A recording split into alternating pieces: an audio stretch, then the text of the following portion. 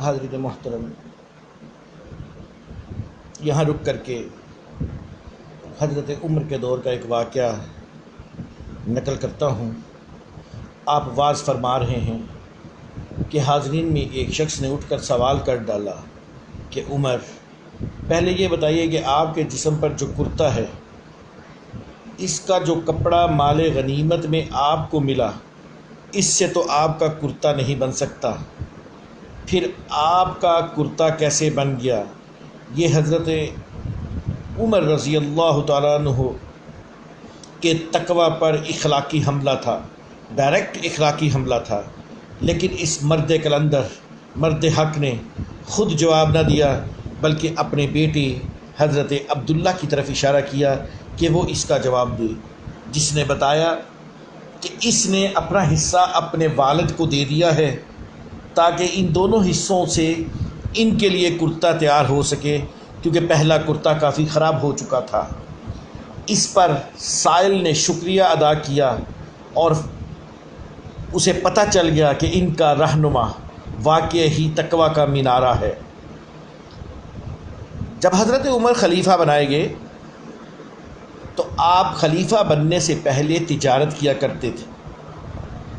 جب خلیفہ بن گئے تو مدینہ کے لوگوں کو جمع فرمایا اور ارشاد فرمایا کہ تجارت کیا کرتا تھا، اب تم لوگوں نے مجھے اس کام میں مشغول کر دیا ہے، اب گزارا کی کیا صورت ہوگی؟ لوگوں نے مختلف مقدار تجویز کی، مگر مولا علی رضی اللہ تعالیٰ عنہ چپ رہے۔ حضرت عمر نے فرمایا کہ علی، آپ کی کیا رائے ہے؟ تو آپ نے فرمایا کہ نارمل جتنا خرچہ آپ کا ہوتا ہے، جو آپ کے گھر والوں کے لیے کافی ہے، اتنا خرچہ آپ بیت المال سے لے لیا کریں۔ حضرت عمر نے اس رائے کو پسند فرمایا، حضرت عمر نے اس رائے کو پسند فرمایا اور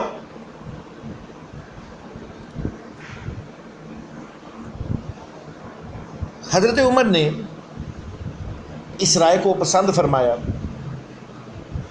اور اپنا خرچہ لینا شروع کر دیا۔ ایک مرتبہ ایک مجلس کے اندر حضرت علی رضی اللہ تعالیٰ عنہ بھی بیٹھے تھے، آپ بھی تشریف فرما تھے، حضرت عثمان بھی تھے، حضرت زبیر بھی تھے، حضرت طلحہ بھی تھے۔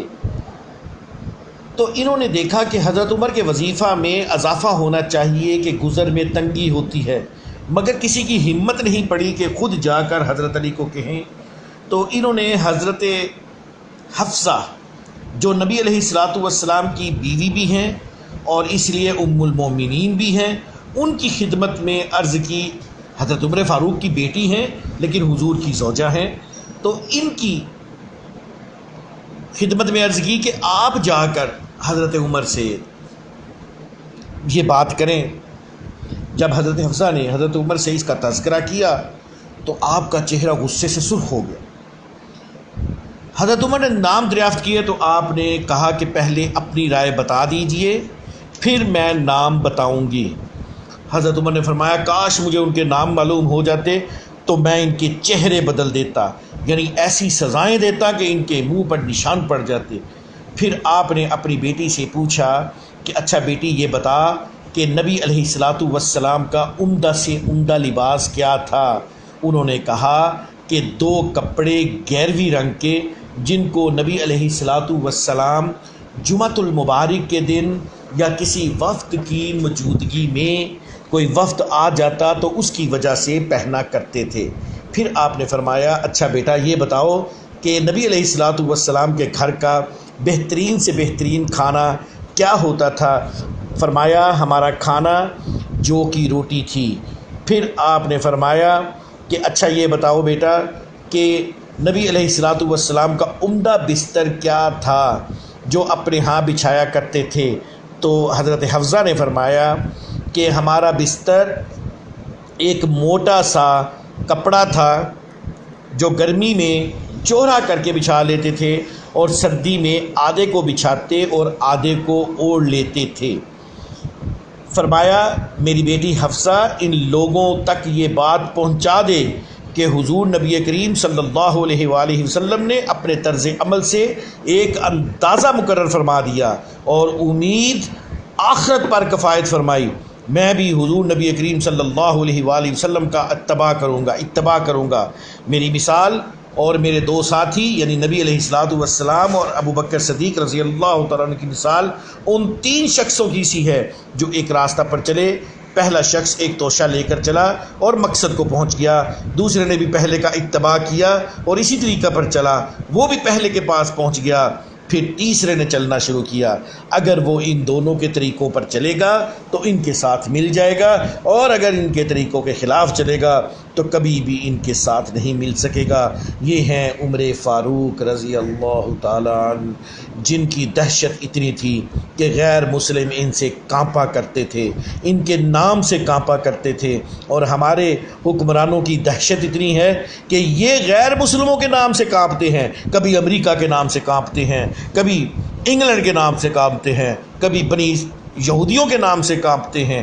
اور جب یہ حکمران بنتے ہیں تو پہلے ان کے پاس کچھ نہیں ہوتا، گداگر بن کر، بھکاری بن کر ووٹ مانگنے آتے ہیں، جھوٹے دعوے کرتے ہیں، جھوٹے وعدے کرتے ہیں، ہم بجلی کا بل اتنا کم کر دیں گے، ہم یہ کر دیں گے، ہم وہ کر دیں گے. اور جب ان کو حکومت ملتی ہے تو ان کے اپنے گھر بڑھنا شروع ہو جاتے ہیں، ان کے اپنے گھروں میں مال و مال ہو جاتے ہیں. ادھر عمر فاروق کا حال دیکھیے کہ بمشکل گزارا ہوتا ہے. پہلے تجارت کرتے تھے وہ بھی چھوڑ دیتے ہیں، اور یہ پہلے ایک فیکٹری ہوتی ہے اب اور فیکٹریاں لگ جاتی ہیں. پہلے 10 گز زمین ہوتی ہے، اب منو زمین، اب لمبی لمبی زمینوں کی قطاریں لگ جاتی ہیں. جہاں تک نگاہ دراؤ یہ جگیرداروں کی زمینیں ہوتی ہیں. معاف کرنا، نہ ان کے حلیے مسلمان جیسے، نہ ان کے کرتوت مسلمانوں جیسے. اللہ تعالیٰ کی بارگاہ میں ادب کے ساتھ، عاجزی کے ساتھ، انکساری کے ساتھ دعا ہے اللہ ملک پاکستان کو ابو بکر صدیق جیسا، ملک پاکستان کو عمر فاروق جیسا، ملک پاکستان کو عثمان غنی جیسا، ملک پاکستان کو مولا علی جیسا حکمران نصیب فرما دے. اللہ ہم بڑے گناہ گار ہیں، ہم سیاکار ہیں، ہم سے گناہوں پہ گناہ ہو رہے ہیں.